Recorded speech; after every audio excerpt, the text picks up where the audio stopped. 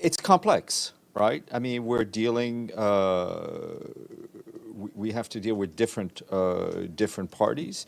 We're trying to bring humanitarian aid into a live conflict zone. Uh, it is complex. And, of course, ideally, if there were less burdens and there was no fighting, more aid could go in, but I will leave it at that. And to what you said earlier about the need to facilitate the immediate, safe and unhindered delivery of humanitarian aid, does the United Nations think that having a third party lead a monitoring mechanism would help that? I'm not going to dive in between member states, members of the council, as they are negotiating a resolution. What? It was just a question. You mentioned the council. Who knew? Deji, you were correct. Pam, it is 141. Pam. Thanks. Just on the vote and on the resolution and on OP4,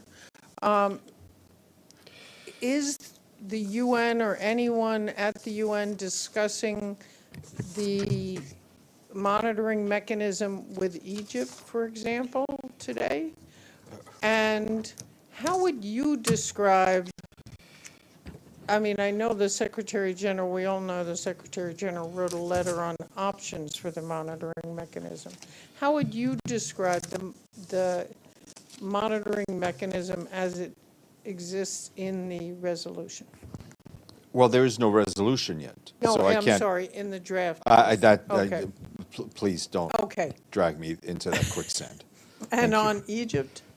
On Egypt, I mean, we are not involved we are not, the Secretariat is not a penholder on this resolution. So I see what you see, I read what you read. We understand there are all sorts of discussions going on. Let's see what comes out, and then we'll be able to speak. Abdel Hamid, then Mushfiq. Thank you, Stefan. Today, the Israeli Foreign Minister Eli Cohen said that his country will assassinate Hamas leader Khalid Mashal and Ismail Haniyeh, even if it takes 10 years to assassinate them. Any comment on this statement? Which I have not seen that statement. I haven't seen that statement, but as you know, we stand against any sort of extrajudicial executions. Your other question, sir. My second question, Israel is establishing its own Guantanamo Bay. At least 1,000 Palestinians were kidnapped from their homes, hospitals, shelters, schools. Some of them are nurses, doctors, humanitarian workers, etc. And do you have any comment? Do you have more information about this development? We have expressed our concern at the level of administrative detainees, and our position on that, which has been expressed numerous times, remains unchanged. Can we call these people hostages? I'm not going to get. I'm not going to get into labeling business. I said we've talked about the issue of administrative detainees, and we've expressed our opinion on them. Mushfiq. Thank you, Stefan, and happy holidays to you and all of my colleagues. According to media and international rights group report, Bangladesh regime is fully prepared for a one-sided election, which will take place in January 7, putting all oppositions in the jail. According to Voice of America report, 6 people died in the custody in the last 2 weeks. So still you will urge for a free, fair election, credible election, or Secretary General can take any personal initiative to return back to democracy, as people are, very much willing to see the international community's action for democracy and human rights. Mushfiq, I've answered your questions before, and as you preempted part of my answer, that we do call for free and fair elections where people can vote freely without any sort of intimidation. obviously, we may have things to say after the elections, but our position remains unchanged. Thank you. I have another question from Jehangir. Thank you so much. Do you hear me clear? Yes, sir. Thank you, and happy holidays. My name is Dastagir Jahangir from Shamoy News TV from Bangladesh. I have a concern only about a wave of arson attacks on buses full of passengers. And on December 19th, 4 people, including a woman and a 3-year-old child, were burned alive after arsonists set on fire 3 coaches of the Dhaka-bound express train. Are you concerned about the victims falling prey to such arson attack on political violence pre-general election? Please, thank you to comment. We extend our condolences to all those who perished in that horrific fire. I think it is incumbent on the authorities in Bangladesh to fully investigate the source and to bring those responsible to justice. Mike. It's my last question of the year. I apologize for the long-windedness. Part of the reason You're not the first. I know.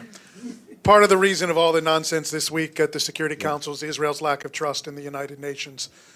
Just within the last few days, a high-ranking UN women official deleted her Twitter and LinkedIn account after it was found 150-some tweets and other postings completely.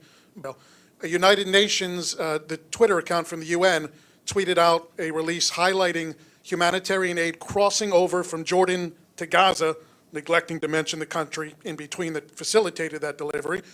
And the UN also tweeted out an OSHA report highlighting, rightfully so, the plight of 64,000 South Lebanese citizens who are displaced, failing to mention the 80,000 Israeli citizens who are displaced because of that same conflict, failing to mention Hezbollah's firing indiscriminately into Israel, mentioning, though, Israel's response in that report. Is this not it's a pattern. Is this not a problem? I don't believe it's a pattern. I think to take your questions backwards, my sense on the OCHA report that they were focusing on areas in which they are present, in which they work. The UN on the humanitarian end works in areas, in countries that request the UN's humanitarian assistance, and OCHA has a presence there. It's not, so they were talking about where they're operating. On the issue of the tweet, it was unfortunate to say the least, and it's been corrected. On the issue of the UN Women staffer who used her personal account, I understand UN Women is dealing with the issue that there was a violation of the code of conduct by this individual and is being dealt with.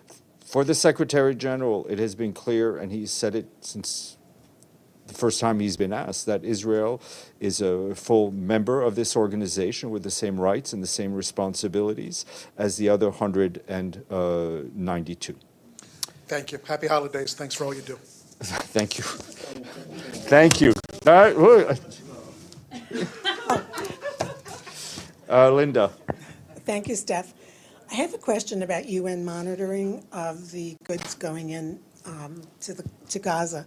As I understand, the SG's proposal is for just the UN exclusively to inspect the goods, and if so, the Black Sea Initiative deal, I believe, allowed Ukraine, Russia, Turkey, and the UN to, inspect the ships. So, Listen, I think we can do a lot of compare and contrast. I think I'm not going to what is going on in the Black Sea, what is going on in Gaza are different.